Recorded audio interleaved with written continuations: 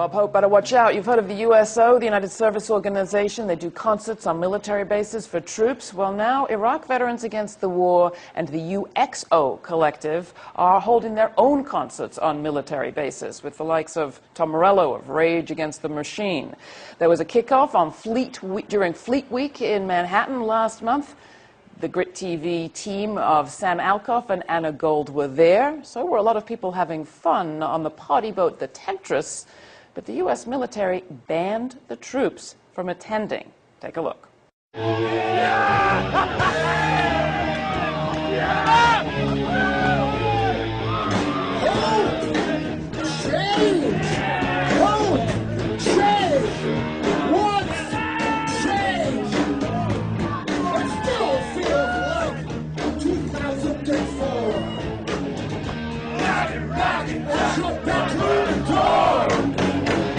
It's the Homeland Security Police.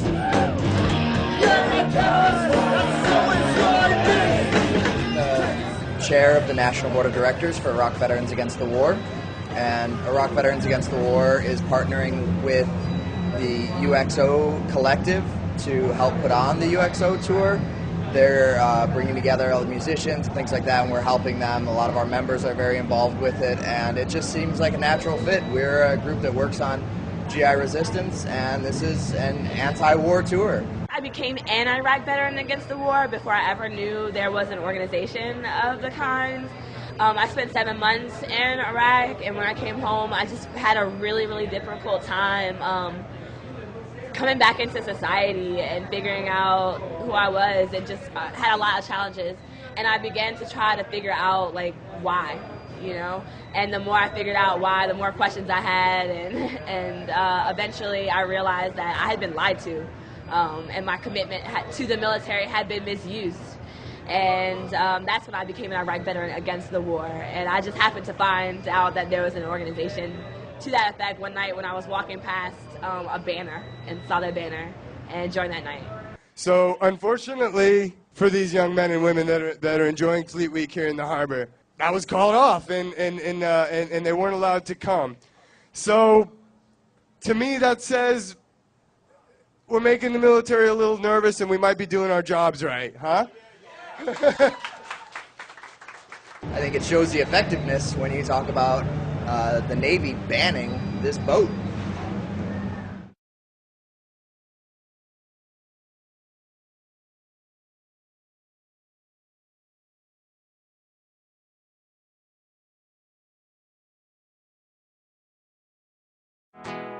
When my girl got pregnant, well, I dropped right out of school. But there's no work in South Hill, so what else could I do? The recruiters came a-knocking when this whole damn thing began. They promised me a college education, food, and medicine. They said I wouldn't spend a dime if I got deployed overseas. Plus Baghdad is safer now than old Washington, D.C. So I signed that dotted line right quick, and in a blink of an eye found myself at Fort Benning, where I practiced forming lines. Well, Fallujah became my home, my comfort and my dread. The Marines that came through first, man, they tore this place to shreds with the sound of crushing Amtraks and the whine of their Humvees. Calling in them A-10 airstrikes, I wish I could have seen it.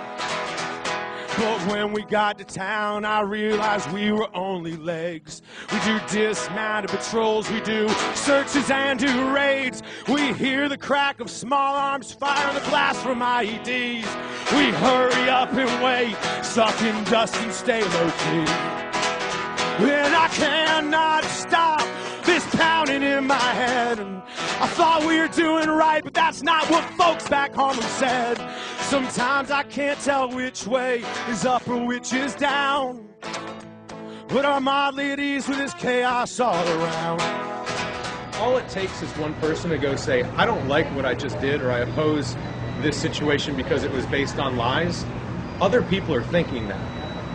And as soon as there's more people that express that, those people who are thinking of it don't think there's a reason to hide their thoughts anymore. They go, you know what, no, I feel the same. way.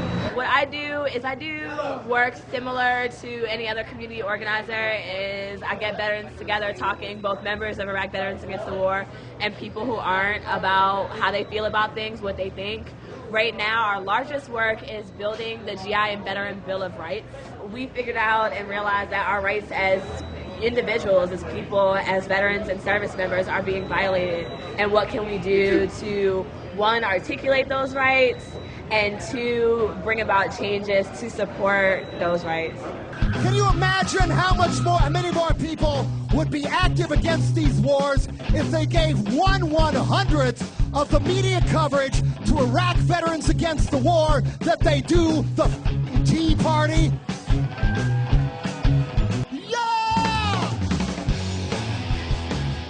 When we dock and we're out and about town enjoying Manhattan, it's Fleet Week. You see these young men and women out there proud and enjoying their stay here in Manhattan. Talk to them. You know, these guys, these men and women are very, very willing and eager to tell their stories. You'll find out. So just be an ear there. Be supportive. You know, you don't have to offer any solutions or anything like that. The one solution I would suggest that you can offer is send them to us. UXOtour.com, IVAW.com. The repression of GIs has increased as the need for soldiers increases. They're not going to throw soldiers in jail for talking about going AWOL if there's an abundance of soldiers.